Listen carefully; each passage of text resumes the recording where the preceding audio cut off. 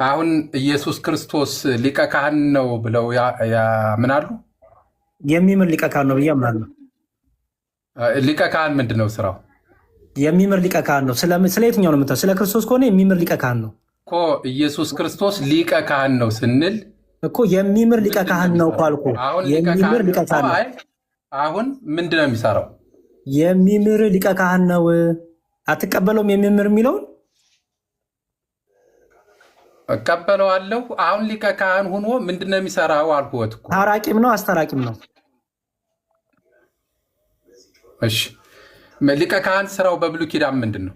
ስለ ክርስቶስ ነው የምናወራው ወይ ስለ ብሉይ ኪዳን ካህናት? አይ በብሉይ ኪዳን አዲስ ኪዳን። ብሉይ ኪዳን ጥላ ስለነበር ዋናው አሁን ነው።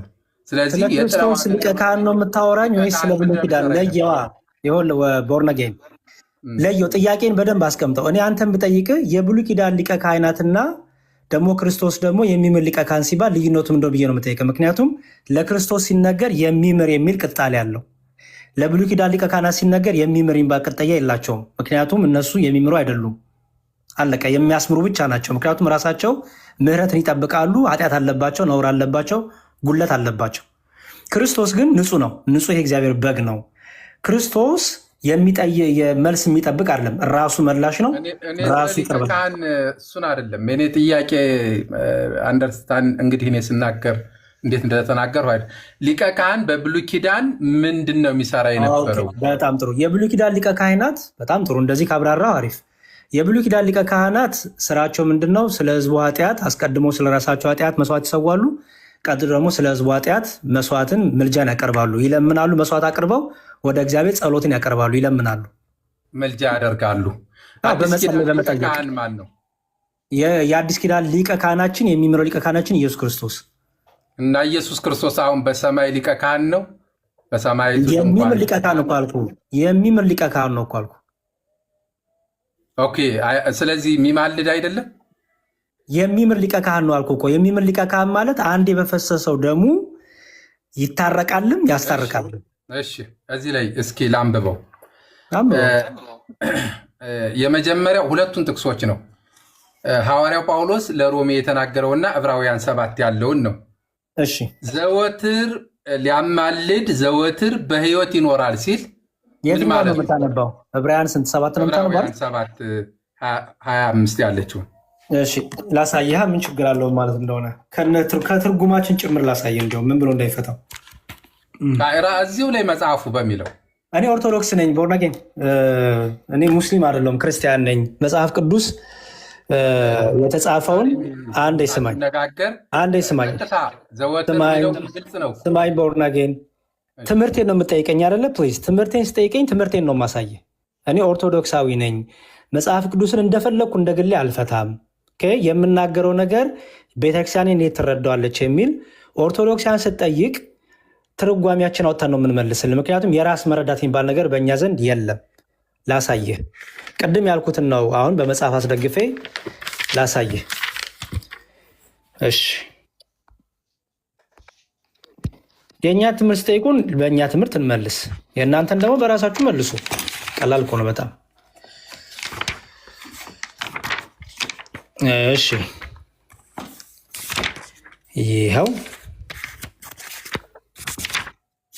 ያን ዮሐንስ አፈወርቅም ትርጓሜ ሁሉ እዚህ ላይ ያለልህ። ኦኬ ሜላል መሰለ 257 ዘወትር ስለነሱ ሊያማልድ በሕይወት ይኖራል ማለት ማለት ነው ብለህ ጠየቀኝ።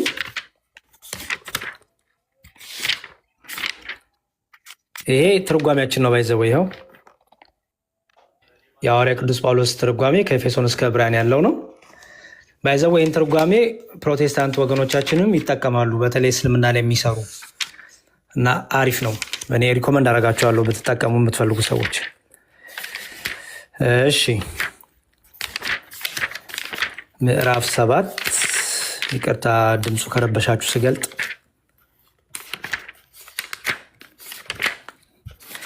እንደዚህ አብራርቶ ለሚጠይቀኝ ሰው ምንም ችግር የለውም። እኔም በደንብ አብራርቼ እመልሳለሁ። እሺ ይኸው ምዕራፍ 6 ምዕራፍ 7 ያው ምዕራፍ 7 እንዲህ ይላል። እንደ መልከ ጼዴቅ ሹመት ይልና ይኸው እሺ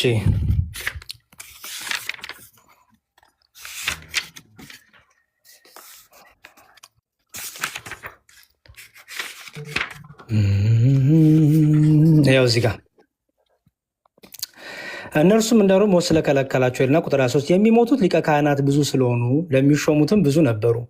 የማይሞቱ ቢሆኑ ኖሮ አሮን እስከ ክርስቶስ ዘመን ይቆይ ነበር። ነገር ግን አሮን ምድረ ርስት ሳይገባ ነው የሞተው። ጥቅስ ያው ዘዳግም 16ን ያመጣሉ። ስለዚህ ሊቀ ካህናቱ እየሞቱ ሌሎች ስለሚተኩ ሊቀ ካህናቱ የሆኑት ብዙ ናቸው አለ።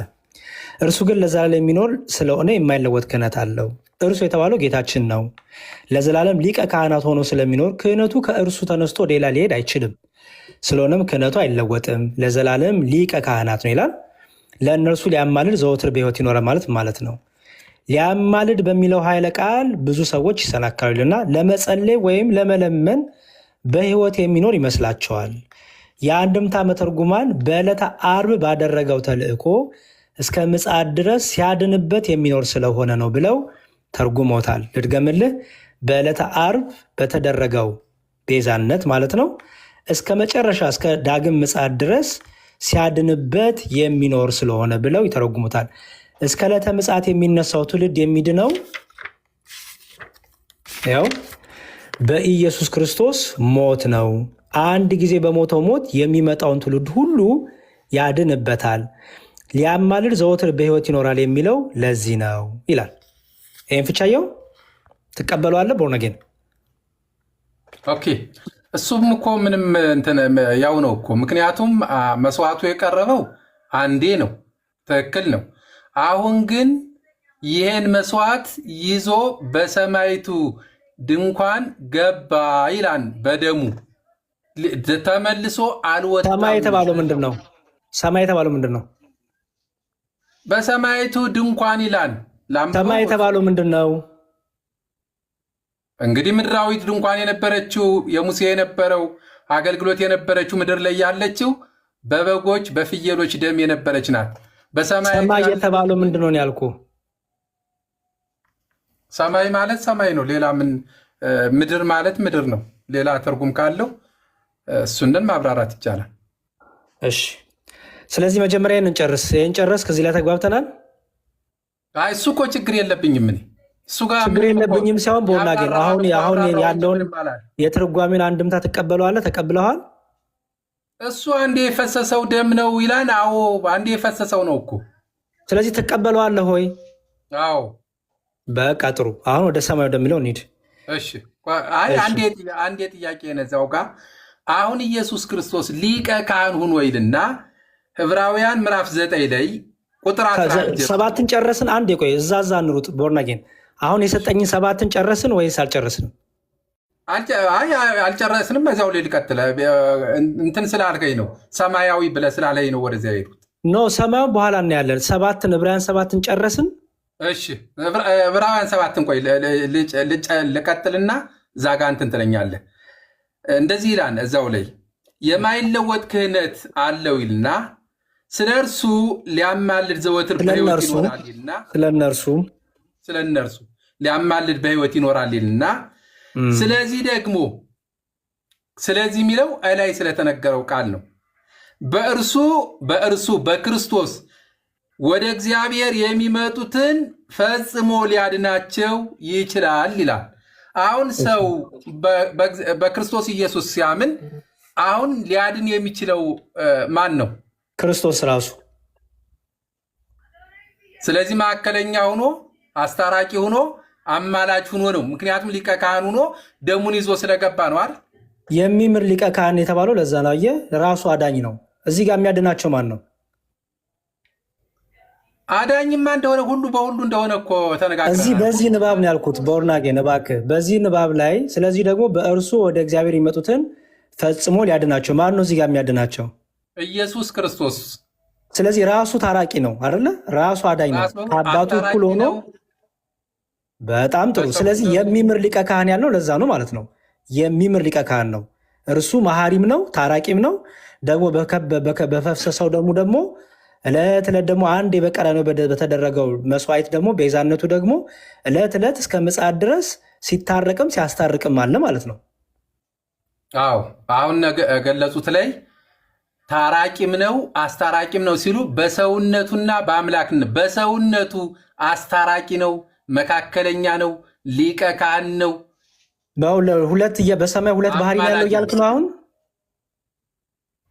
በሰውነቱ እኮ ሁለት ባህሪ ያለው እያልከኝ ነው ወይ? ኢየሱስ ክርስቶስ ፍጹም ሰው ፍጹም አምላክ ነው። እኔ ሁለት ባህሪ ያለ እያልከኝ ነው ወይ ያልኩት? የሚያስታርቀን በሰውነቱ ነው። ምክንያቱም በአምላክ ሁለት ባህሪ አለ እያልክ ነው ወይ? ቦርን አጌን ሁለት ባህሪ አለ አሁን በሰማይ ሁለት ባህሪ በሰውነቱም በአምላክነቱም ነው ያለው። ስለ ስንት ባህሪ? አንድ ባህሪ ወይስ ሁለት ባህሪ? ሁለት ባህሪ ነው እንጂ። ስለዚህ በሰማይ ሁለት ባህሪ አለ። በሰውነቱም ያማልዳል፣ አስታራቂ ነው፣ ሊቀ ካህን ነው። ሊቀ ካህን ሰው መሆን ስለሚጠይቅ ነው። ክርስቶስ ሊቀ ካህን ብቻ አይደለም የሚምር ሊቀ ካህን ነው እኮ አልኩ። እሱን እኮ አሁን ሊቀ ካህን አይደለም ካልኸኝ አምላክ ብቻ ነው ካልኸኝ ሰው አይደለም የሚምር ሊቀ ካህን ነው እያልኩ ነው። ማነው የአምላክ ብቻ? ቆይ አንዴ ቦርን አጌን ውሸትማ እያቆምን አላልኩህም። እኔ ፕሊዝ ከፕሮቴስታንት ወገኖቻችን ሰው ያላለውን ነገር አትበሉ እንዴ። ለምን ነው ታማኝ የማትሆኑት? እኔ ያልኩት የሚምር ሊቀ ካህን ነው ደጋግሜ ነግሬሃለሁ። የሚምር ሊቀ ካህን የተባለበት ምክንያት ስለሆነ ነው አይደል? አንዴ ስማኝ። የሚምር ሊቀ ካህን የተባለበት ምክንያት ለምንድን ነው? እሱ ራሱ ታራቂም ነው፣ እሱ ራሱ ማስታራቂም ነው። አይደለም በዚህ ላይ ክሊር አድርግልኝ። ሁለቱንም በአንድ ጨፍልቀው ስለሆነ ሊቀ ካህን መሆን የሚችለው ሰው ስለሆነ ነው አይደል? ሰው ብቻ አይደለም። ክርስቶስ ፍጹም ሰው ፍጹም አምላክ ነው እኮ በሰውነቱ ነው ያሉ። ሊቀ ካህን የሆነው ሰው መሆን ስለቻለ ነው። ኢየሱስ ክርስቶስ ሊቀ ካህን ብቻ አይደለም፣ የሚምር ሊቀ ካህን። ለክርስቶስ ሲነገር ሊቀ ካህን ብቻ አይደለም፣ የሚምር ሊቀ ካህን ብለው ነው የምታወራው። እሺ የሚምር ሊቀ ካህን የሆነው በጣም ጥሩ ሰው ስለሆነ ነው አይደል? ለምንድን ነው የሚምር ሊቀ ካህን ያልከው? ስለሚምር ስላስታረቀን፣ በደሙ ምሕረትን ስላደረገልን። የገዛ ደሙ ራሱ መሐሪ ነው አይደለ? በጣም የገዛ ደሙ ራሱ መሐሪ ነው አይደለ? አዎ። እሺ ደም የምን ባህሪ ነው ንገረኝ። አሁን እንግዲህ አንተ ሁለት ባህሪ አማኝ ስለሆንክ ደሙ ከኃጢአት ሁሉ ይቅር ይለናል ይላል መጽሐፍ። ደም የምን ባህሪ ነው ማለት? ደም የምን ባህሪ ማለት? ሁለት ባህሪ አማኝና አንተ የመለኮትና የስጋ ብለህ የምታምን ነህ። ስለዚህ የክርስቶስ ደም ከኃጢአት ሁሉ ይቅር ይላል ብለህ ታምናለህ። በጣም ጥሩ። ደም የምን ባህሪ ነው? ይቅር ያለ ደም የምን ባህሪ ነው? ሰው ለሆነ ስጋ ላለው ደም ስጋ ላለው አካል ነው። እኔ እሱን አልጠየኩም። ስለ ክርስቶስ ደም ነው የማወራው። የክርስቶስ ደም ድሮም ደም ነበረ ብሉይ ኪዳን፣ አሁንም የኢየሱስ ክርስቶስ ደም ደግሞ የጠየቁ እሱን አይደለም። ቦርን አጌን ፕሊዝ። የጠየቁ የክርስቶስ ደም ይቅር ባይ ነው ወይስ አይደለም አልሁ እኮ እሱን ይቅር ባይ ነው። በጣም ጥሩ። ይቅር ያለ የትኛው ባህሪ ነው ያልኩት። አሁን አንተ ክርስቶስ ሁለት ባህሪ ያለው ብለህ ስለምታምን ደሙ የየትኛው ባህሪ ነው ይቅር ያለ? እኔ ግልጽ አይደለም ጥያቄ ለእኔ። አሁን የትኛው ባህሪ ማለት? ሁለት ባህሪ አማኝ እናንተ አይደለ? በዚህ በስጋው ትለኛለህ፣ በዚህ በመለኮቱ እያልክ ስለምትከፋፍል አንተ እሱንማ ተናገሩ። በስጋው ሰውነትና በአምላክነቱ ብዬ እኮ አልኩኝ። በጣም ጥሩ። ስለዚህ የክርስቶስ ደም ከኃጢአት ሁሉ ያጥበናል፣ ይቅር ይለናል። ተስማማን አይደል? አዎ። በጣም ጥሩ። የክርስቶስ ደም ይቅር የሚልህ የትኛው ባህሪ ነው? ደም የስጋ ባህሪ ነው ወይስ የመለኮት ባህሪ ነው ይቅር ያለ? በሰውነቱ። በመለኮትማ አምላክ አይሞትም፣ አምላክ አይሰቀልም። ኧረ እባክህ ቦርን አጌን፣ እኔ እሱን አልጠየቅኩም። የጠየቁ የክርስቶስ ደም ከኃጢአት ሁሉ ያጥበኛል፣ ይቅር ይለኛል ብለህ ታምናለህ አታምንም? ታምናለህ አይደል? አምናለሁ። በጣም ጥሩ። አሁን ስለ ክርስቶስ ደም ነው የምናወራው። ይቅር ያለ የክርስቶስ ደም ብለህ የምትጠራው ይሄ የክርስቶስ ደም ይቅርታ ሰጥቶኛል ብለህ ኃጢአቴን ይቅር ብሎኛል፣ ሰርዞልኛል፣ አጥቦኛል ያልከው የክርስቶስ ደም የምኑ ባህሪ ነው ኃጢአትን ያጠበው? የመለኮት ባህሪ ወይ ስጋ ባህሪ? አንተ የመለኮትና የስጋ ብለህ ስለመካፈል ማለት ነው። መለኮት እኮ ደም አለው የሚል የለም። መለኮት እኮ እንደዚህ መለኮት አይሞትም አይሰቀልም። ኧረ እባክህ ቦርና ስጋ ሰውነቱ ነው እኮ አልኩ። እኔ ጠየቅኩን ስማኝ። እሺ አሁን የመጨረሻ ጊዜ ልጠይቅህ። የክርስቶስ ደም ከኃጢአት ሁሉ ያነጻሃል፣ ያጥብሃል። እውነት ወይስ ውሸት? እውነት ነው። በጣም ጥሩ። ስለ የክርስቶስ ደም ብለህ አይደለ አሁን የተናገርከው? አዎ። ከኃጢአት ያጥበኛል ያልከው የክርስቶስን ደም ነው አይደለ? ከኃጢአት ያጠበ የክርስቶስ ደም የትኛው ባህሪው ነው? በስጋ ሰውነቱ። ወረጉድ የክርስቶስ ደም ከኃጢአት ሁሉ ያጥበኛል ብለህ ስታምን አንተ ሁለት ባህሪ አማኝ ስለሆንክ ከኃጢአት ያጠበ የትኛው ባህሪ ነው?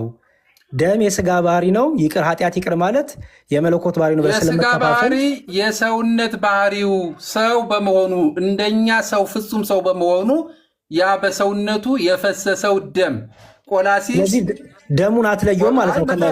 ከአምላክነቱ አትለየውም ማለት ነው። ደሙን አይደለም። መጽሐፍ ቅዱስ ላይ ቆላሲስ ምዕራፍ 1 ቁጥር 22 ላይ ላንብበው። ደሙ ይቅር ባይ ነው አይደለ እኮ ላንብበው። አንዴ ስማኝ፣ ቦርና ጌም ደሙ ይቅር ባይ ነው አይደል? አዎ፣ የሚጮህ ድምፅ ምህረት የሚያመጣ እኮ ይቅር ባይ የሆነ ደም ነው አይደለ? አዎ። ደሙ ይቅር ይለኛል ብለህ ታምናለህ አይደል? አዎ፣ እኔ መጽሐፍ እና በጣም ጥሩ። ስለዚህ አንተ ሁለት ባህሪ አማኝ ስለሆንክ ደሙ ይቅር ይለኛል ስትል የትኛውን ባህሪ ነው ይቅር ይለኛል እያልክ ያለው? እኔ በስጋ ሰውነት ስል ምን ማለቴ ነው? እኔ በስጋ ሰውነት ማለት በስጋ የተገለጠበት መስዋዕቱን የከፈለበት በመስቀል ላይ የሞተው የሚለው ምክንያቱም አምላክ አይሞትም። ስለዚህ መለየት አልቻልክም ማለት ነው። አየኸው፣ ሁለት ባህሪ ማሳየት አልቻልክም፣ መለየት አልቻልክም። ምክንያቱም ደሙ ይቅር ይለኛል የሚለው ቆላሲስ ላይ ላንብበው እስኪ እና እዚህ ላይ እስኪ ይንገሩ። እሺ፣ እንደዚህ ይላል።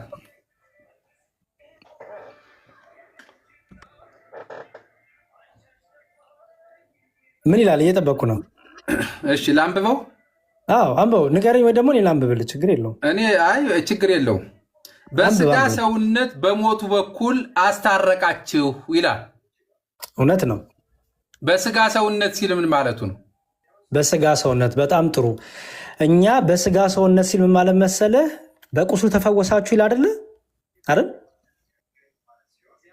የሰማኝ ነው። በቁስሉ ተፈወሳችሁ ይላል አይደለ? የሰው ቁስል እኮ አይፈውስም አይደለ? የኔና ያንተ ቁስል አይፈውስም። የክርስቶስ ቁስል ግን ፈዋሽ ነው፣ ይቅር ባይ ነው ተባለ። ለምን ቢባል ለይተህ አንዴ ስማኝ፣ እኔ እየመለስኩልህ ነው። በስጋ ሰውነቱ ነው። አንዴ ስማኝ፣ ልመልስልህ። ስማኝ ቦርናጌን፣ አንተ እኮ አልመለስክልኝ ነው መልሰህ የምጠይቀኝ። እኔ ልመልስልህ፣ ችግር የለውም። እኛ ምን እናምናለን መሰለህ? ለምሳሌ አምላክ ሞተ ስንል የክርስቶስ ደም ይቅር ባይ ነው ስንል ሁለት ባህሪ አማኝ ስላልሆንን ደሙን ከአምላክነቱ አንለይም። ምክንያቱም ሰው ብቻ ቢሞት ምህረት አናገኝም። ምክንያቱም የሰው ብቻ ስጋ፣ የሰው ብቻ ቁስል፣ የሰው ብቻ ደም አድኖንም አያውቅም። አምላክ ደግሞ አይሞትም በባህሪው። ስለዚህ የሚሞትን ባህሪ የሚሞትን አካል ገንዘቡ ስላደረገ አምላክ ሞተ ተብሎ ተነገረለት። ደሙ ያድናል ተብሎ ተነገረለት። አየው፣ ደሙ ከኃጢአቱ ሊያጥበናል ብለን ተናገረን። እኛ ስለማንከፋፍል ይሄን ሲያደርግ መለኮቱ ይሄን ሲያደርግ ስጋው እያልን እንደናንተ አንካፍልም። ስለዚህ ለዚህ ነው አየህ በስጋው አዳን በስጋው ሰውነቱ ያለው። ልክ እዚህ እንትን ላይም ቆላሴስ ላይም በሰውነቱ የመለኮቱ ላት በሰውነቱ ይላል። ጴጥሮስ ላይም በስጋ ሞተ ይላል። ስጋ ሞተ አይልም። አየው የሚነጣጠል ነገር ስለሌለ። ስለዚህ ልክ በመስቀል የተሰቀለው ማን ነው ብትለኝ፣ አይ የተሰቀለው ስጋ ነው ያልተሰቀለ ደግሞ ይቀራል አልልህም። ይልቁን ምንድነው የምልህ? አምላክ በስጋ እልሃለሁ፣ እግዚአብሔር በስጋ እልሃለሁ። ምክንያቱም በመስቀል ላይ የክርስቶስ ቁስል ራሱ አዳኝ ነው ተብሏል።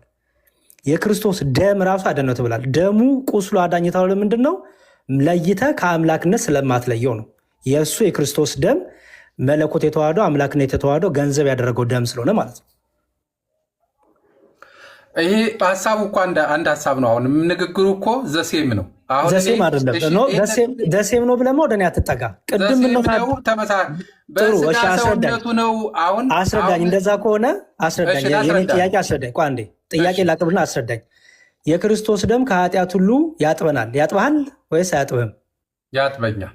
በጣም ጥሩ። ደሙ ካጠበህ ደሙ የስጋ ባህሪ ወይስ የመለኮት ባህሪ?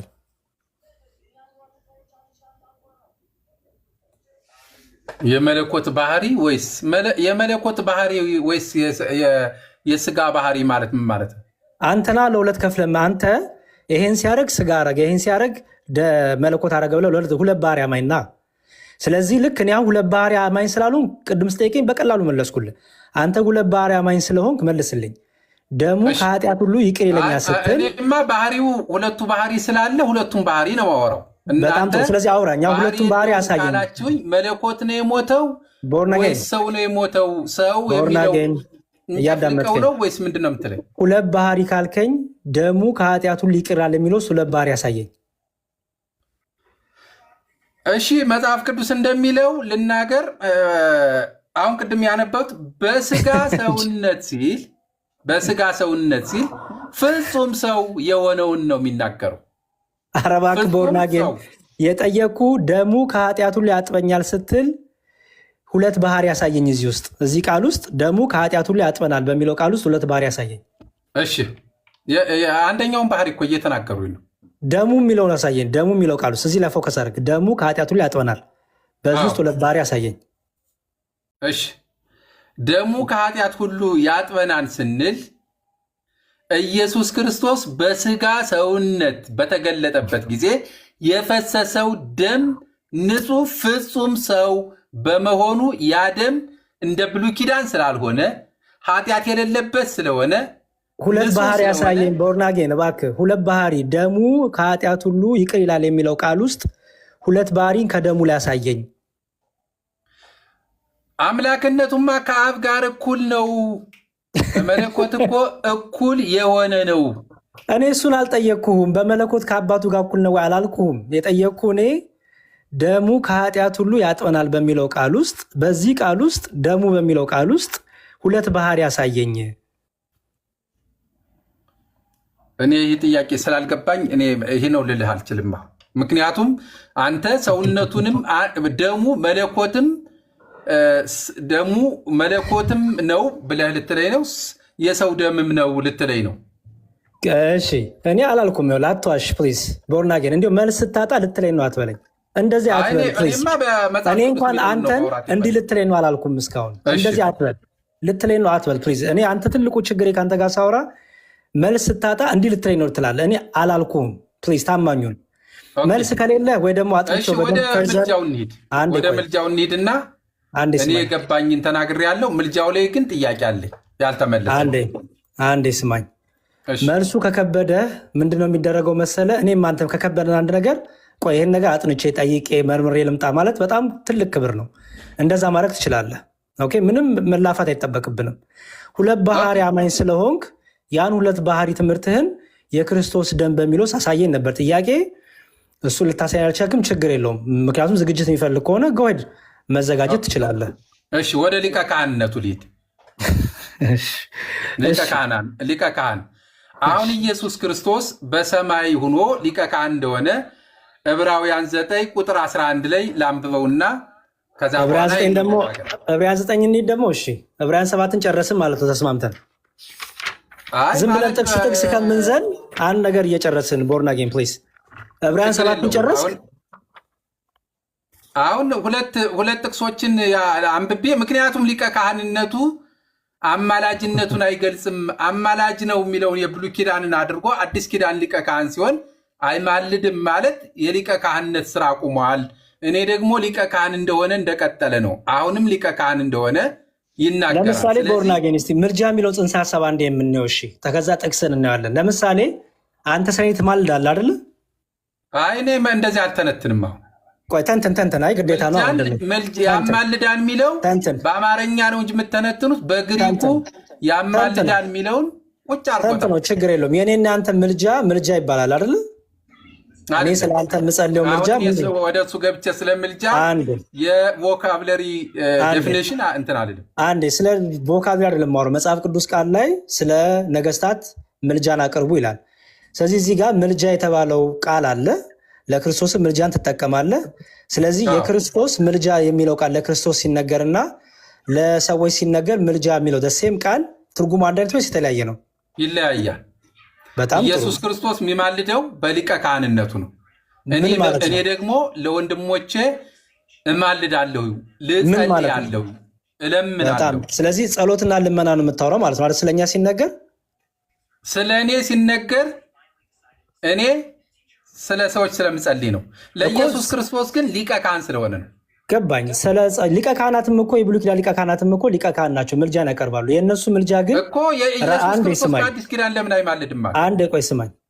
የብሉይ ኪዳን ሊቀ ካህናት ማላጆች ናቸው። አንተ ምናምን እያልክ ሳወራ ትንሽ ችግር የለውም። አንተ ነኝ እኔ አንቺ እንዳትለኝ እንጂ አንተ ካልከኝ በቂ ነው። አንቺ ጋር እንዳደርስ እንጂ አይ ችግር የለውም። እኔ አንተ ነኝ ቦርነጌን ወንድሜ። ለምሳሌ የብሉይ ኪዳን ካህናት የብሉይ ኪዳን ሊቀ ካህናት አማላጆች ናቸው። አማላጆች ተብሎ ለምንድን ነው? መስዋዕት ያቀርባሉ፣ ራሳቸው መስዋዕት አይሆኑም። መስዋዕት ያቀርባሉ፣ ይጸልያሉ፣ ይለምናሉ አይደለ? መስዋዕቱን አቅርበው እግዚአብሔር እንዲቀበለው የሚጸልዩትና የሚለምኑት ለራሳቸውም ስለሌሎቹ። በጣም ጥሩ። ለምንድን? ራሳቸው በራሳቸው መልስ መመለስ ስለማይችሉ፣ መልስ የመመለስም ችሎታም የላቸውም። መልስ የመመለሱ ኃጢአትን ይቅር ማለትም ምን የላቸውም፣ ያ አውቶሪቲ የላቸውም። በጣም ጥሩ። ግን እስቲል ማላጅ ይባላሉ።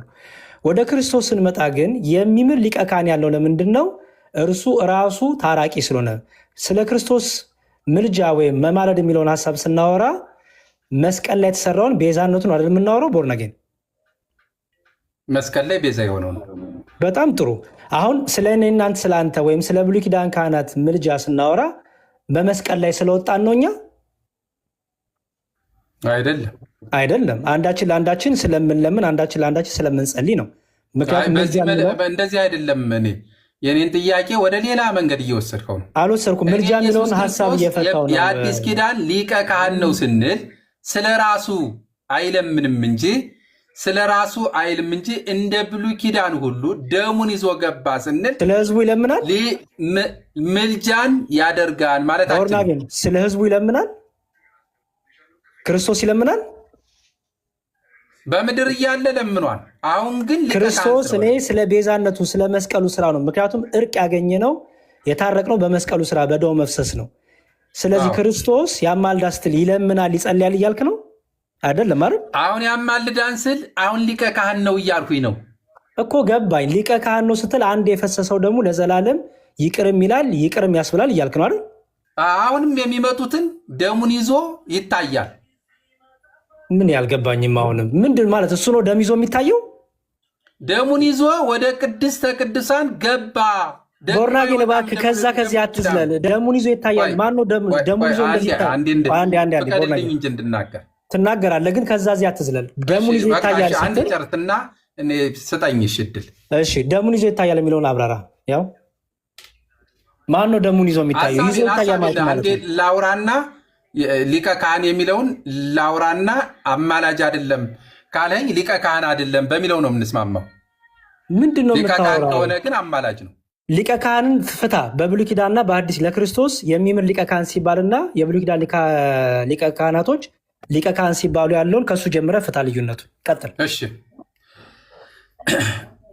ሊቀ ካህን በሚለው የመጀመሪያው ሊቀ ካህን በብሉይ ኪዳን የነበረው በዓመት አንዴ ስለ ራሱና ስለ እስራኤል ደሙን ይዞ ወደ ቅድስተ ቅዱሳን ይገባል። ስለዚህ ምሕረት ወይም ከእግዚአብሔር ምሕረት ሲገኝ ተመልሶ ይወጣል። ይህ የአዲስ ኪዳኑ ሊቀ ካህን ግን ኢየሱስ ክርስቶስ ደሙን ይዞ ስለኛ ስለ ሁላችንም በሰማይቱ ድንኳን ለአንዴ ደሙን ይዞ ገባ፣ ተመልሶ አይወጣም። ስለዚህ ስለኛ ይታያል። ምን ማለት ነው? ወደ ሰማይ ያልከው ምን ነው? ዝም ብለን ማታወራም። ቦርናጌን ሰማይ የሚለው ምን ነው? አሁን ገባ ነው አይደል? የሚለው ላንብበውና እዚያ በኋላ ላንብበው መጽሐፍ ቅዱስ ላይ የሚለውን ነው። ትልቁ ላይ አሁንና ከፍት አንብብላቸው። ያው እሺ ላንብበው። ትልቁ ላይ አሁን ከፈትና አንብብ። ያው መጽሐፍ ቅዱስ ስላለ እኔ እያነበቡኝ እንትን ልበል። ምንም ቪዲዮ አያስፈልገውም። ቁጥርና ምዕራፍ ስላለ ሰዎች መከተል የሚፈልጉት እዛው ላይ ማየት ስለሚችሉ። እሺ የመጀመሪያው ዕብራውያን 8:1 ጀምሬ እስከ ቁጥር 3 አነብና ዕብራውያን 9:11 12 13 ከዛ ደግሞ 23 እንጂ ቦርናጌን ይህን ሁሉ ስናወራማ አናመሽም። ምንድነው አላወራም። ማንበብ ነው። አነበውና አንዴ አነበዋለሁ። ቆይ ይኸውልህ ምን ታደርግ መሰለህ፣ ቃሉን ብቻ ወስደህ ፍታው። በዚህ ክፍል ላይ ይሄ ቃል ይሄ ይላል፣ ይሄ ነው ትርጉሙ ብለህ ፍታለህ። እሺ ላንብበው። ሳነበው ራሱ ይናገራል። ምንም ትርጉም አያስፈልገው፣ ራሱ ይናገራል። ቦርናጌን ግን ኧረ እባክህ ቦርናጌን አንዴ መዝሙር የታገሰኝ። እሺ ላንብበው። ቀጥልሽ ላንብብ። እሺ ከተናገርነውም ዋና ነገሩ ይህ ነው፣ በሰማያት በግርማው ዙፋን ቀኝ የተቀመጠ እንዲህ ያለ ሊቀ ካህናት አለን። እርሱም የመቅደስና የእውነተኛይቱ ድንኳን አገልጋይ ነው። ከዚያ ይቀጥልና 9:11 ላይ ነገር ግን ክርስቶስ ይመጣ ዘንድ ላለው መልካም ነገር ሊቀ ካህን ሆኖ በምትበልጠውና በምትሻለው በእጆች ባልተሰራች ማለት ለዚህ ፍጥረት ባልሆነ ድንኳን የዘላለም ቤዛነትን አግኝቶ አንድ ጊዜ ፈጽሞ ወደ ቅድስ በገዛ ደሙ ገባ እንጂ በፍየሎች በጥጆች ደም አልገባም ይላል። ከዛ በኋላ ስለዚህ በሰማይ ቆይ፣ አሁን ዝም ብሎ እያነበው መሄድ የለም። በሰማይ ቅድስተ ቅዱሳን መቅደስ አለ ነው የምትለኝ? ሰማይቱ ኢየሩሳሌም ይላል። ምድር ያለችው ምሳሌ ናት። በሰማይ ያለች ኢየሩሳሌም ይላል። ስለዚህ በሰማይቱ ያለች ድንኳን ይላል። ገባኝ። እሺ፣ ስለዚህ አሁን አንዴ ቆይ ያዝልኝና በእግዚአብሔር ፊት ስለኛ አሁን ይታይ ዘንድ ይላል አይደለ? አዎ። አሁን ያለው መቼን ነው? አሁን ነው። አሁን መቼ? አሁን ዛሬ፣ አሁን በዚህ ሰዓት። አሁን እንደዛ ነው ቅዱስ ጳውሎስ እየተናገረ ያለው። አሁን ማለት እኔ ማውቀው አሁን ነው። አሁን ማለት ትናንት አይደለም። አሁን ማለት ነገ አይደለም። እሺ፣ ኢየሱስ ክርስቶስ ደሙን ያፈሰው በምን ላይ ነው? በመስቀል ላይ። በመስቀል ላይ ደሙን ሳያፈስ ሊቀ ካህንነቱ ሙሉ ነው ወይስ ሙሉ አይደለም? ምን? በመስቀል ላይ ደሙን አፍሷል አይደለም? አዎ። በመስቀል ላይ ደሙን ስላፈሰሰ ምን አልነው? የሚምል ሊቀ ካህን አልነው አይደለ? አዎ። በጣም ጥሩ። ስለዚህ ክርስቶስ ደሙን ያፈሰሰው ምንድነው የሚለው ከላይ ስታነበብ ክርስቶስ በእጅ ወደ ተሰራች የእውነተኛቱ ምሳሌ ወደምትሆን ወደ ቅድስት አልገባምና። ወደ ቅድስት የሚገቡት ለምን ነበረ? የብሉይ ኪዳን ካህናት ምን ይዘው ነው የሚገቡት? መስዋዕቱን ይዘው። መስዋዕቱን ሳይዙ ይገባሉ? አይቻልም። በጣም ጥሩ። ክርስቶስ ደግሞ መስዋዕት የሆነ ምን ላይ ነው? መስቀል ላይ። መስቀል ላይ። በጣም ጥሩ። በእግዚአብሔር ፊት ስለኛ አሁን ይታይ ዘንድ ወደ እርሷ ወደ ሰማይ ገባ።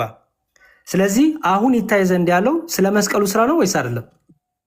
መስቀሉ ስራ ላይ ስጋውን በተመለከተ ከሰፈር አውጥተው በዘሌዋውያን እንደሚናገረው ከሰፈር አውጥተው ወደዛ።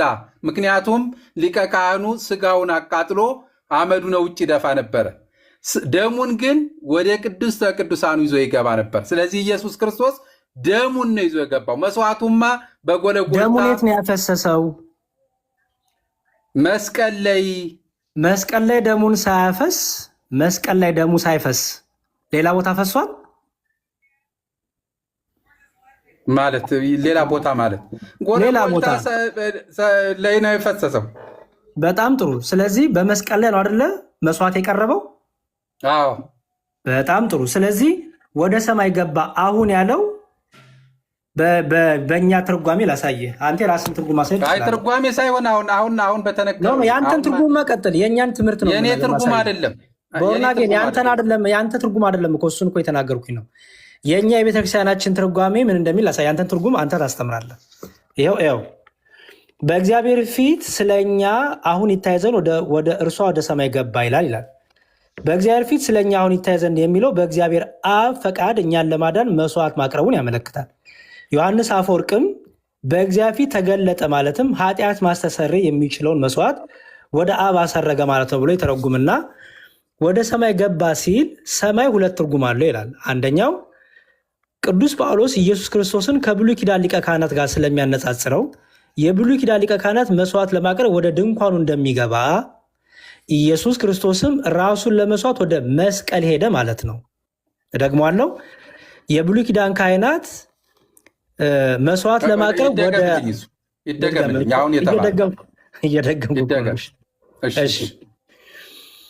ቅዱስ ጳውሎስ ኢየሱስ ክርስቶስን ከብሉይ ኪዳን ሊቀ ካህናት ጋር ስለሚያነጻጽረው የብሉይ ኪዳን ሊቀ ካህናት መስዋዕት ለማቅረብ ወደ ድንኳኑ እንደሚገባ ኢየሱስ ክርስቶስም ራሱን ለመስዋዕት ወደ መስቀል ሄደ ማለት ነው።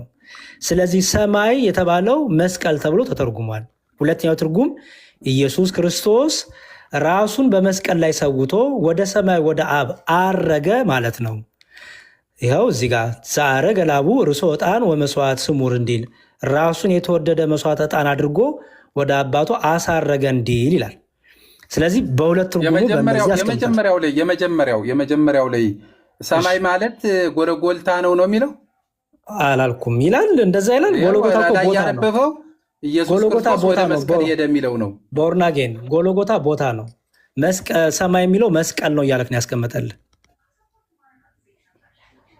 ኦኬ እሱ እንግዲህ እናንተ ትርጉም ነው እሱ ምንም አልልም። መጀመሪያ ሰማይ የሚለው እኔ መስቀል ነው የሚል ገና ዛሬ ነው የሰማሁት። እንግዲህ ሰማያዊቱ ኢየሩሳሌም ቆይ በቃ ቦርናጌን ይህን ያክል እንግዲህ ዲያቆን እኛም እስከምንሰማ አስረድቷል፣ ብዙ ነገር ነግሯል። አሁን ደግሞ ዲያቆንዬ ጠይቅልኝ፣ ቦርናጌንን ጠይቀው። አልተጠየቀም ደግሞ ይጠይቅ። ቦርናጌንማ ምንም ጥያቄ ቅድም እንትን እያላለኝ ስላልሆነ እንጠቅል፣ ችግር የለውም። እንደሚዋ አንደኛ ሰውም እየሰለች ነው፣ ረጅም ሰዓትም ይዘናል።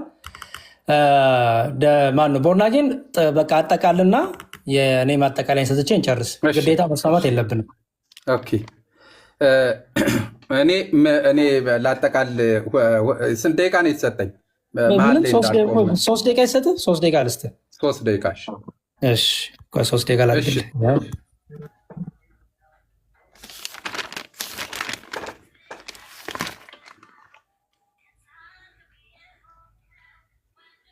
እሺ ይቅርታ። እንግዲህ የመጀመሪያው ኢየሱስ ክርስቶስ አማላጅ ነው ስንል መጽሐፍ ቅዱስ ስለሚለው ነው፣ ፈጠራ አይደለም። ጳውሎስ አማላጅ እንደሆነ በግልጽ ይናገራል።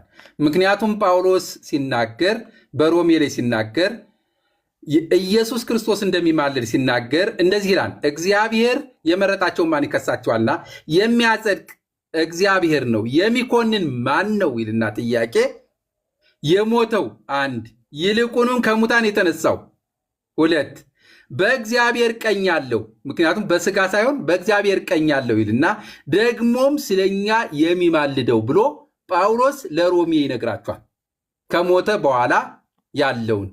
ስለዚህ ኢየሱስ ክርስቶስ ያማልዳን ስንል አሁን ሊቀ ካህን ነው። ሊቀ ካህን ደግሞ በብሉይ ኪዳን ስለ ሰዎችና ስለ ራሱ ደሙን ይዞ ወደ ቅዱሰ ቅዱሳን ገብቶ በእግዚአብሔር ፊት ምልጃን የሚያቀርብ ነው። ኢየሱስ ክርስቶስ ከነሱ የሚበልጥ ሊቀ ካህን አሁን አለን ይልና እንደዚህ ይላል ዕብራውያን፣ ቅድም አላነበብነውም 26 ላይ ቅዱስና ያለ ተንኮል ነውርም የሌለበት ከኃጢአተኞችም የተለየ ከሰማያትም ከፍ ከፍ ያለ እንደዚህ ያለ ሊቀ ካህናት ይገባናል። እርሱም እንደነዚያ ሊቀ ካህናት አስቀድሞ ስለ ራሱ ኃጢአት በኋላም ስለ ሕዝቡ ኃጢአት ዕለት ዕለት መስዋዕትን ሊያቀርብ አያስፈልገውም። ራሱን ባቀረበ ጊዜ ይህንን አንድ ጊዜ ፈጽሞ አድርጓል ይላል። ኢየሱስ ክርስቶስ ይህንን በማድረጉ አሁንም ሊቀ ካህን ነው። አሁንም በሰማይቱ ድንኳን አገልጋይ ነው። ስለዚህ ወደ እግዚአብሔር የሚመጡትንም አሁንም ሊያድናቸው የታመነ ጻድቅ የተገለጠ ሊቀ ካህን የሆነ በእግዚአብሔር ዘንድ ያለ ስለኛ የሚማልድ ኢየሱስ ክርስቶስ እንደሆነ መጽሐፉ በግልጽ ያስቀምጠዋል። ስለዚህ ነው እኛ መጽሐፍ ቅዱስ ያማልዳን ሲለን እኛ አዎ ያማልዳን ሌላ አንፈልግም። ምክንያቱም መጽሐፍ ቅዱስ አሁን የሚማልደው እርሱ ነው ካለን እሱ አማላጅ ነው ብለናል። ስለዚህ እውነት ደግሞ የተጻፈ ስለሆነ ነው። ከዚህ ወጠን ግን ሌላ አማራጭ ለመፍጠር ብለን ኢየሱስ ክርስቶስን አማልድም ማለት ምንፍቅና ነው፣ መናፍቅነት ነው ብዬ ላለሁኝ። ቴንኪው፣ ተባረኩልኝ። እሺ አይውሽ ርዕስ ብትጠብቅ ደስ ይለኝ ነበረ። መናገር የፈለግከውን ነገር ያው ውስጥ ያለውን ነገር የተናገርከው ይሁን፣ ችግር የለውም። እሺ የእኛን ደግሞ ኦርቶዶክሳውያን ትምህርት እንማራ፣ ምን ችግር አለው? በመጀመሪያ አዲሱ መደበኛ ትርጉም ይህንን ዕብራውያን 7ን የራሱ የፕሮቴስታንቱ መጽሐፍ ምን ብሎ ነው የሚያብራራው ብለን እንየው። አይመስላችሁም? 3 ደቂቃ ዝልኝ እንደሚ ፌር እንዲሆን። ይሄ ያው የአዲሱ መደበኛ ትርጉም ነው እንደምታዩት። ይኸው መጽሐፉን ማሳየት ካለብኝ ይሄ አዲሱ መደበኛ ትርጉም ነው። አዲሱ መደበኛ ትርጉም ነው ይሄ እና ዕብራውያን መልእክትን አሁን ቦርናጌን የፈታውን ወገኖቻችንም የፈቱትን እንግዲህ ይህን ቢያውጥ ጥሩ ነበረ ብዬ አምናለሁ። እሺ ምን ይላል እዚህ ጋር ቁጥር 24 ላይ ቁጥር 23 ላይ የሰማይ ነገሮችን ምሳሌንና ምድራዊ ቤተ መቅደስ የሚነጻው በእንስሳት መስዋዕት እንደሆነ ሁሉ ሰማይ ቤተ መቅደስ የሚነጻው ወደ የተሻለ መስዋዕት በሆነው በክርስቶስ ነው ይላል። በጣም ጥሩ። አሁን ስለኛ በእግዚአብሔር ፊት ለመታየት የሚለው ይልና ታሪክ ሁሉ ፍጻሜውን ለማግኘት የሚገሰግሰው ወደዚሁ ነው ይላል። አስተውሉ። ታሪክ ሁሉ አሁን ስለኛ በእግዚአብሔር ፊት ለመታየት ኦኬ የሚለው ቁጥር 25 ላይ ያለው 9:25 ላይ ያለው ማለት ነው።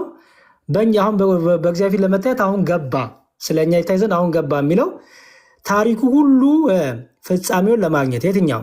ስለ ክርስቶስ ሕማም፣ ስለ ክርስቶስ መከራ፣ ስለ ክርስቶስ መሰቀል፣ በቁሱ እንደመፈወስ የተነገረው ሁሉ ያ ፍጻሜ እንዲያገኝ የሚገሰግሰው ወደዚሁ ነው ይላል። ስለዚህ ክርስቶስ መጨረሻ ላይ ተፈጸመ ያለው ምን ላይ ነው? በመስቀል ላይ ነው። አሁን ወደ ሰማይ ገባ የሚለው የራሳቸው መጽሐፍ እንኳን የፕሮቴስታንቶቹ መጽሐፍ አሁን ቦርናጌን እና ሌሎቹ ጴንጦች እንደሚተረጉሙት አይተረጉመውም። በሰማይ እንደዚህ ደም ይዞ ገባ አይልም መጽሐፋቸውም። የሚለው ምንድን ደግሞ ያ የተነገረው የተፈጸመው ሁሉ ወደዛ የሚገሰግሰው ወደዚሁ ነው ይላል።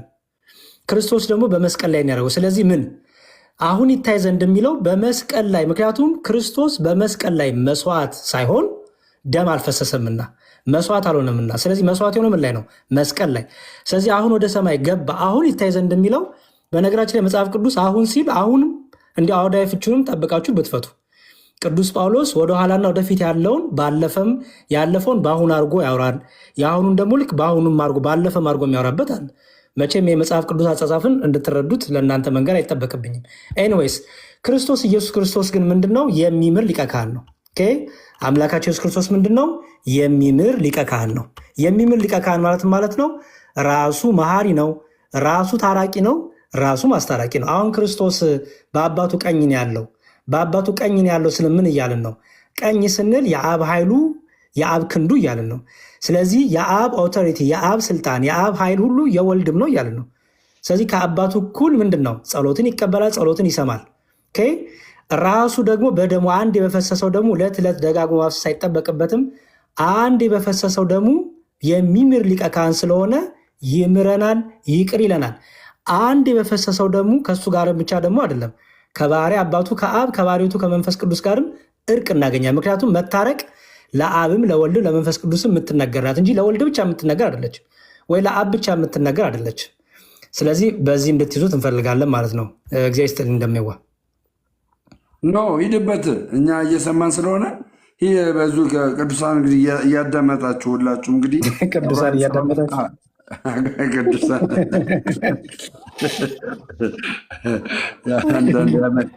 ያመልጠኛል። አስተምረን፣ የእውነት በጣም ይገርም። አስተምረን፣ ቀጥል። እሺ። አይ እኔ እንኳን 10 ደቂቃ ነው የቀረች። እንደሚዋ ስራ መመለስ አለብኝ፣ ሚቲንግ አለኝ። ግን በቃ ትልቁ ነገር ፕሊዝ፣ እኛ ኦርቶዶክሳውያን ስንጠየቅ እኛ ከራሳችን የግል ሀሳባችንን መፍታት አንችልም። ይሄን እወቁ። ፕሮቴስታንት ወገኖቻችንም ከኛ ጋር ስታወሩ ትርጓሜ ስንጠቀም እኛ የቤተክርስቲያን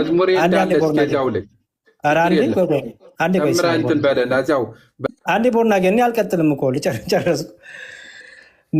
እኛ ስንመልስ ፕሊዝ ፕሮቴስታንቶች፣ እኛ አሁን ደሜ በግሉ መፍታት አይችልም። ተነስቶ በግሉ ያሬድም በግሉ አንድ ሰው እዚህ ኦርቶዶክስ የሆነ ሰው በግሉ መፍታት አይችልም። በቤተክርስቲያናችን ይህ አይፈቀድልንም። ቤተክርስቲያን እንዴት ተረዳችሁ ነው የእኛ መልስ።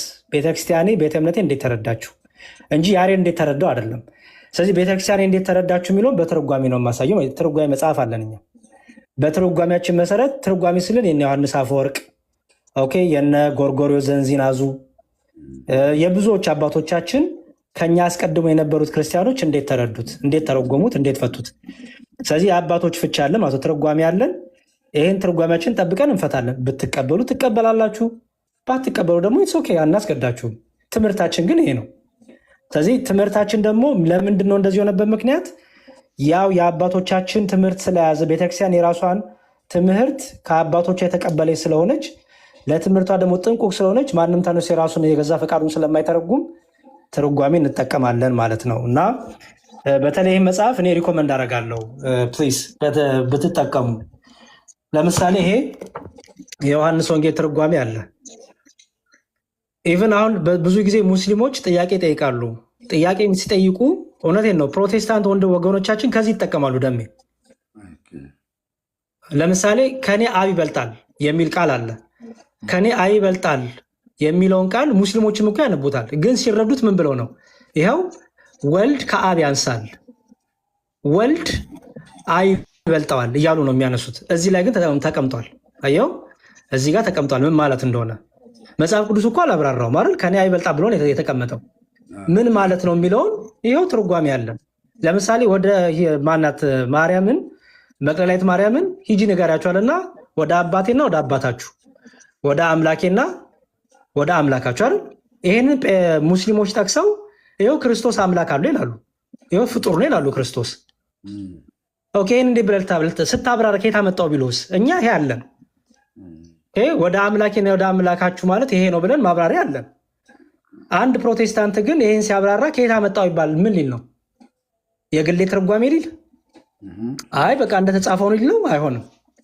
ስለዚህ እኔ ፕሊዝ ሄዳችሁ እንዲያው ትርጓሜን ብታነቡ። ኢቭን ለዚህ ነው ደሜዋ ይሄ የፕሮቴስታንቶቹ መጽሐፍ ይቅርታ አርዝም ያለው የፕሮቴስታንቶቹ መጽሐፍ ራሱ በትርጉም መልክ ያስቀመጠው ለምን ይመስላል?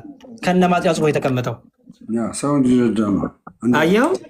ይኸው አሁን እኮ እንደ ትርጓሜ እኮ እኛ ብቻ ብንጽፍ ጥሩ፣ የራሳቸውም እኮ ትርጓሜ እኮ አለ። ይኸው አሁን እኮ በጣም የሚገርም ነው። የፕሮቴስታንት ይሄ ትርጓሜ ይዟል፣ የማጥኛ ጽሁፍ ከነ ማብራሪያ አለ። የእኛን ትርጓሜ ስንጠቀም አይ ይሉናል። የራሳችሁ ግን ይኸው እንደዚህ ያብራራል። ለምሳሌ ቆመው የሚለውን ይላል። ይኸው ሲያብራራው በሚያገለግሉትና ስራውን ሁሉ ጨርሶ በተቀመጠው መካከል ያለው ንጽጽር የሚያሳይ ክፍል ነው ይላል። በሌዋውያኑ ስርዓት የሚያገለግሉት ካህናት ስራቸውን ገና ስላልጨረሱ ሁልጊዜ ቆመው ያገለግሉ ነበር ይላል። ይሄ ማብራሪያው ነው። አየኸው የምኑ የዚህኛው የዕብራውያን መልእክት ምዕራፍ 10 ከቁጥር 11 እስከ 14 ያለው ማብራሪያ ነው። ይሄ የማነው? የፕሮቴስታንቶቹ መጽሐፍ ነው ደሜ። እኛ የእኛን ትርጓሜ ስንጠቀም አንቀበልም ይላሉ። እነሱ ግን የራሳቸውን ትርጓሜ ሰጥተው ማለት ነው። አሜዚንግ። ፕሮቴስት ማለት ከባድ ነው። እሱ ነው ችግሩ እኮ አየህ። ለማንኛውም የዮሐንስ ወንጌል ትርጓሜ ይኸውላችሁ። ይሄኛው መዝሙሬ ስክሪንሹት እናድርግና ይሄኛው ነው መሰለኝ። ይሄኛው ነው ያሁኑ የሐዋርያ ስራ ምናምን። ይሄ አሁን ዕብራውያን 7:25 የተረጎምክበት መጽሐፍ የትኛው መጽሐፍ ነው? እሱ ነው። ይሄም አለ። ይሄ ጠቅላላ አንድ ነው ጸሐፊው እና እነዚሁ ይሄ ከሮሜ እስከ ገላትያ ያለው ነው። ያኛው ሁሉንም እንደዛ ታደርግ 14ቱንም መልእክት ነው የተተረጎመው። ያኛውን ደግሞ አሳየን። እሺ ይሄን ያንሱ፣ ስክሪንሻት ያንሱ። ቀጥሎ ያለውን ደግሞ አምጣ። ቀጥሎ ያለውን ይሄ ከሮሜ እስከ ገላትያ ነው። እሱ የያዙ እሱኛው ነው። ይሄ ደግሞ ከኤፌሶን እስከ ዕብራውያን ያለ ነው። ስክሪንሹት እያደረጋችሁ ወንድሞች ይጠቅማቸዋል። ከዛ ሶስተኛው መጽሐፍ ደግሞ የትኛው ነው? የዮሐንስ ወንጌል ትርጓሜ ኛው። ሁላችሁም እኔ በእውነት ነው የምላችሁ ኦርቶዶክሳውያን፣ እዚህ ያላችሁ ኦርቶዶክሳውያን በጣም ከረዳኝ ከመምህራኖች ከነያሬዶ ባሻገር እንደዚህ ገዝቼ የማነባቸው መጽሐፍቶች እጅግ ነው በቃ ቤተክርስቲያንን እጅግ አድርጌ እንዳውቅ ነው ያደረገኝ። የእውነት ነው የምላችሁ። ገባችሁ? አሁን እና ያሬዶን ከምጠይቅ የና ያሬዶ መልስ እንዳለ ሆኖ ገባ የሆነ የተጻፈ ነገር ደግሞ ማንበብ ኮንፊደንስ እንዲኖርህ ያደርጋችኋል። እና በተለይ ኢትዮጵያ አዲስ አበባ ያላችሁ ሰዎች፣ የትኛውን ቦታ ያላችሁ ሰዎች በኦርቶዶክስ ተዋሕዶ ቤተክርስቲያን መጽሐፍት መደብር ታገኛላችሁ እንደዚህ አይነት መጽሐፍቶች እና ተጠቀሙ። ግድ የላችሁም፣ ይጠቅማችኋል። መምህርዬ ዲያቆን እግዚአብሔር እንደው በእውነት ቃሉት ያሰማልን፣ መንግስተ ሰማያት ያወርስልን። ከስራዎት አሜን። በቃ ልመለሰው ወደ ስራ። ለማንኛውም ፕሮቴስታንቶች ከየት አምጥተው ተረጎሙት የሚል ተርጓሚ ከየት አምጥተው ተረጎመው? ይሄን ከየት አምጥተው ተረጎመው? እናንተ መደበኛ ትርጉም ላይ አዲሱ መደበኛ ትርጉም ላይ ይኸው የሮሜ መልእክት ትርጓሜ እዚህ ጋር አለ። ከየት አምጥተው ተረጎሙት? እነ ዶክተር ተስፋዬ ሮበሌ ሌሎቹም የፕሮቴስታንት ሊቃውንት ይህን ከየት አምጥተው ተረጎሙት? ፕሊዝ ንጹህ ልቦና ያዙ። እኛ እንኳን ይሄንን ትርጉም ከየት አምጥተው ተረጎሙት አንላችሁም። ምክንያቱም ሊቃውንቶቻችሁ የፕሮቴስታንት ስኮላሮች ይኸው ምናምን ብለው ተርጉመዋል። በዚህ እንከራከራቸዋለን። የእኛም መረጃ የእናንተ መረጃ ይኸው፣ ግን የእናንተ ትርጉም አለ። እጅ ላይ ያለው መጽሐፍ ቅዱስ ነው፣ የአዲስ መደበኛ ትርጉም በየቸርቸው ያለ። ይኸው ለምሳሌ ይሄ የሮሜ ስንት መሰለ ትርጓሜ? የሮሜ 1:19 ይኸው ሲተረጉሙት ያው የሮሜ 2 ትርጓሜ ለምሳሌ እዚህ ጋር ይኸው 1:19 ደግሞ ወደ ከፍ ልበል። ይኸው 1:19 ይኸው የእግዚአብሔር ቁጣ ይልና በቂ ምክንያትና ተጨባጭ ነገር ሳይኖረው ከሰዎች እንደሚወጣው ቁጣ ሳይሆን ይላል። ማን ተርጉማለው? ቅዱስ ከሆነው የእግዚአብሔር ባህሪና ፍቃድ ጋር የሚቃረነውን ኃጢአት ለመቆጣት ከእግዚአብሔር የሚወጣ እውነተኛ የጥላቻ ስሜት ነው ይላል። ጭራሽ እውነተኛ የጥላቻ ስሜት ነው ይላል። ደግሞ አየው ከእግዚአብሔር የሚወጣ የጥላቻ ስሜት ይላል። አደራረጉም ቅዱስ ነው፣ ይገለጣል። የእግዚአብሔር ቁጣ የተጠበቀው በክፉዎች ላይ ነው። እግዚአብሔር ቢያውቁም በአፈጣጠር ስርዓት ውስጥ የሆነውን የእርሱን መገለጥ በማየት እግዚአብሔርን አውቀዋል ይላል። ለአሁን ይህ ሁሉ እንግዲህ ትርጓሜ ነው። ኬት አመጡት? ኤኒዌይስ እንዲያው አንዳንዴ ምን ይላሉ? አሁን የኛውን ትርጓሜ ግማሾቹ ይቀበሉታል፣ ግማሾቹ እኛ የትርጓሜውን አንቀበልም፣ ከላይ ያለውን ይህን ራሱ ከፍሎ ነው የሚቀበሉት። አያምኑበትም። በዚህኛው በቃ ደሜ ደህና ዋሉ። ሰላም ያገናኛል። ሄቨን ይቅርታ እሺ ስለያዝኩሽ ጊዜ ስለሳልየሻለሁ። ግን ሄቨኑ ሁላችሁንም ሰላም እናንተ። እሺ ደህና ዋሉ ደሜ። እሺ ዲያቆን ይቅርታ ልጠይቅ አይደለም ሲመቾት ቴክስት ፕሊስ ይመልሱልኝ። እሺ እሺ ባባ ሰላም ክርስቶስ ይብዛላችሁ። አሜን ለሁላችንም። እሺ ደሜዋ በቃ እንገናኛለን። ቴንኪው እግዚአብሔር ያክብርልኝ። ሄቨን እሙቲ እንዴት ናችሁ? ተራ በተራ እስኪ ሰላም በሉን እስኪ። መኪናችን ተገዛች እንዴ? ያ በግማሽ እኮ እኔ የባንክ አለብኝ እኮ ሄቪቲ ገባሽ አለ ሙሉ እኮ አለ በሩብ እኔ ምን ያገባኛል? የት አለ? ምን ደረሰ ነው እንደሚለው። አዎ ምን ደረሰ? ከባንክ ስቴትመንት ጋር አገናኝ እየጠበቅኩ ነው እንግዲህ እንደገና ያው ቃል የገቡትም ይፈጽማሉ ብዬ ተስፋ አድርጋለሁ። ግን ከዛ ባሻገር ግን እኔ በአበዳሪ ድርጅቶች አድርጌ ስለሆነ የምገዛው ግማሽ በዛ ነው ማድረገው። አዳቂ ነው በብድር ልክ ነው። እሱ እኮ ነው የትም ዓለም ነው ስታው ስለመጣ ነው እንጂ ጥሩ ግደሚ ቴንኪው ድምፅሽን ስለሰማሁ ቤት ይላል። እሺ ሌሎቻችሁም ሰላም በሉን እስቲ። እሙቲ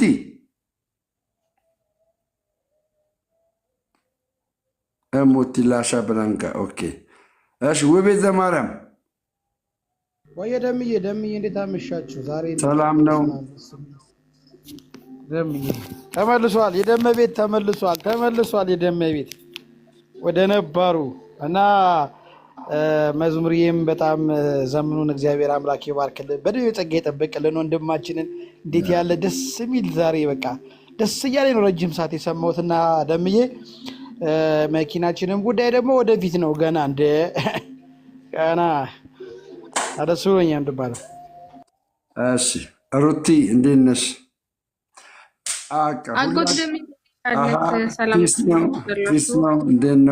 እግዚአብሔር ይመስገን። ጠፋክ? እኔ ነኝ የጠፋሁት አንተ አይዱ ነው። አንቺ ነሽ።